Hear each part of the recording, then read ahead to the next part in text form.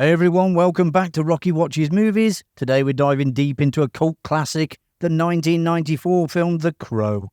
This dark neo-noir film took the world by storm with its gothic visuals, Brandon Lee's iconic performance, and a haunting soundtrack. But there's more to The Crow than meets the eye. In this video we're uncovering behind-the-scenes secrets and some surprising facts that might just change the way you see this movie. So let's get on with it and fly through 15 things you never knew about The Crow. The 1994 film The Crow has a dark origin story, as its gothic visuals might suggest. It's actually based on a comic book born from tragedy. In the early 1980s, a young James O'Barr, who was drawing combat manuals in the Marines, turned to creating comics as a way to cope with the devastating loss of his fiancée in a drunk driving accident.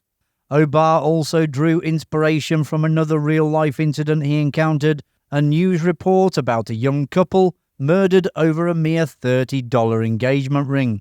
This senseless act of violence became another pivotal element woven into the fabric of The Crow's plotline. The Crow comic book hit the stands in 1989, and while working in an auto body shop, O'Barr received a substantial offer from a director for all the rights to The Crow. Though the offer was tempting, O'Barr consulted a Hollywood agent who advised against accepting the deal. Fortunately, O'Barr was later approached by writer John Shirley and producer Jeff Most, who were interested in bringing The Crow to the big screen without requiring him to sell his copyright. Although he received significantly less money than the initial offer, the movie was made according to his vision, with considerable creative input from him, and he retained ownership of the brand for future projects.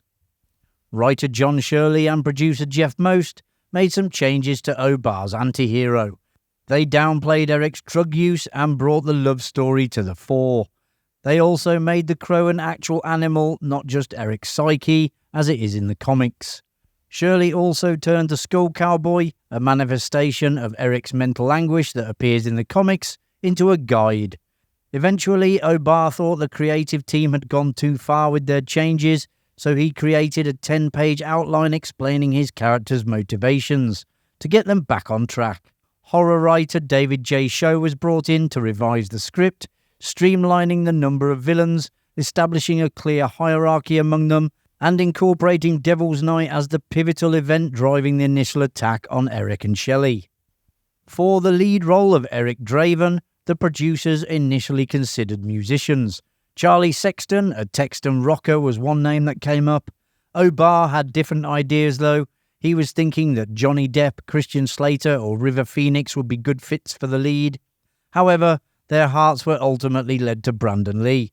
Son of the legendary Bruce Lee, Brandon had already appeared in a few films, but his big breakout role was yet to come. Signing on as Eric Draven, Brandon Lee dove into the Crow comics. He worked with director Alex Proyas to ensure key story beats made it to the script. Proyas took Lee's feedback seriously and often incorporated his changes into the script. That included cutting one supervillain, an Asian character, out to steal Eric's powers. While the film features crows, filmmakers opted for ravens instead. Animal trainer Larry Madrid prepped a team of 5 ravens for their close-up moments and other scenes. These weren't your typical night owls though, as filming often took place at night, prime sleeping time for ravens. One raven even received special training to become comfortable perched on Brandon Lee's shoulder. With a limited budget, The Crow relied heavily on clever filmmaking techniques. The film opens with a city blaze. The production team used miniatures, tiny cityscapes, and projected flames onto them, creating a convincing illusion. The film's car chase sequence would have been a budget buster to shoot live. Instead, the team used miniature cars and sets for some scenes, keeping the action thrilling without breaking the bank. For a scene in which the Crow attacks Micah, special effects artist Lance Anderson built a mechanical bird to do the attacking. It had separate controls for the wings and the claws. His shop also built mechanical hands that looked just like Lee's, for a scene in which Eric is shot in the hand and then heals. James O'Barr, the visionary behind the Crow comic book, makes a blink and you'll miss it cameo in the film. He's the looter who snatches a television during the chaos following the explosion at Gideon's pawn shop. The cast and crew of The Crow endured long, grueling hours, often working in the rain and at night. In February 1993, a carpenter was seriously injured when the crane he was operating hit live power lines. That same night, an equipment truck caught fire. Shortly after, a sculptor who had been on set for only a few days drove his vehicle through the plaster shop after being let go. Additionally, a construction worker accidentally drove a screwdriver through his hand, and to top it off, in March, a storm destroyed some of the sets. The film star Brandon Lee died just before the completion of filming The Crow. This obviously received widespread attention, and given that Lee's father, the legendary Bruce Lee, also died at a young age of 32, many speculated that Brandon's death at 28 might be linked to a family curse. The final days of filmmaking were dedicated to capturing the flashback scenes of Eric Draven's death. In these scenes, Eric walks into his apartment and finds his fiancée, Shelley, being assaulted by Top Dollar's henchmen. Funboy then fires a .44 Magnum at Eric, who collapses to the ground. The crew only realised something was terribly wrong when Lee failed to get up after the director called cut. The incident happened due to an unfortunate accident, stemming from a rushed schedule and exhausting working hours. In the scene, a mix of dummy and blank bullets were used. For the close-up shots, dummy bullets, which are bullets without powder, were used, while blanks were used for other shots. Because the production was behind schedule, dummy bullets were hastily assembled from real bullets. A lead tip from one of these dummy bullets became lodged in the gun barrel. When the switch to blanks was made, firing one of them propelled the lodged lead tip towards Lee, puncturing his aorta. No criminal charges were ever filed in Lee's death, but his mother, Linda Lee Cadwell, did file a lawsuit against the producers and production company, which was eventually settled. Since Brandon Lee died before the film's completion, a visual effects company was brought in to finish some crucial shots. They used previously filmed footage of Lee stumbling down an alley and then superimposed it onto a shot of the door to create the scene of him entering his abandoned loft.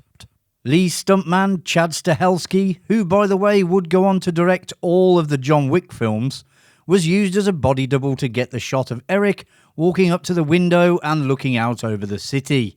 They then digitally added Brandon Lee's face onto the shot.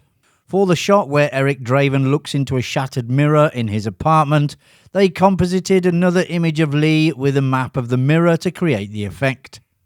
Lee's passing had repercussions beyond the scenes that needed to be completed without him.